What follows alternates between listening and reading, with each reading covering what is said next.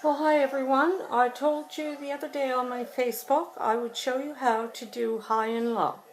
So this is where I'm going to show you. I'm using green and navies, and I have a gripper frame. I love it, and we're working on burlap.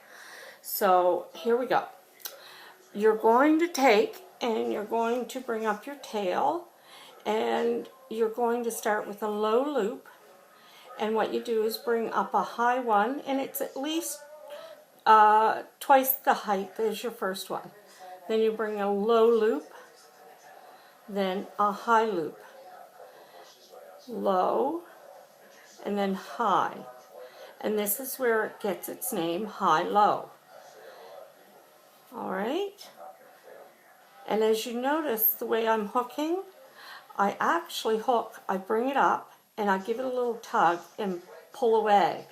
Because many times we bring our hooking up, but we bring it towards us, and that's a real big no-no, because what you do is you pull your loop, the back one that you just brought up, you actually pull it out. So you bring it up and pull away. Okay, this is high-low. Now, if you want to do another row, to give that texture that I was talking about, you bring your tail up and you bring a high one where your low loop was and a low loop where the high one was. And that's how you get your texture with your peas. See? High-low. It's very, very, very, very effective. And I showed you on one of my pieces there, it was a farm scene. So it's high-low. Now I'm going to show you also a checkerboard effect, and that's with, I'm going to use a navy and a green. Okay? And it's really cool, and it's very simple. Okay, you take your two colors, you pinch it between your fingers, you bring one of your colors up, your navy, do one loop, do your second loop. Now you bring up, you drop that, you bring up your next color with a loop, and your next one with a loop. So you have your two navy, two green. You drop the green, you pick up your navy strip, you do two loops. Do you see where the checkerboard is coming in here? Now you pick up your green, you do two loops. Okay?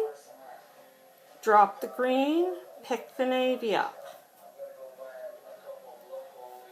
And this is really, I like this for when I'm doing sometimes my outside my border. I think I have it on my rabbit one that I showed on the site. And this is called a checkerboard effect.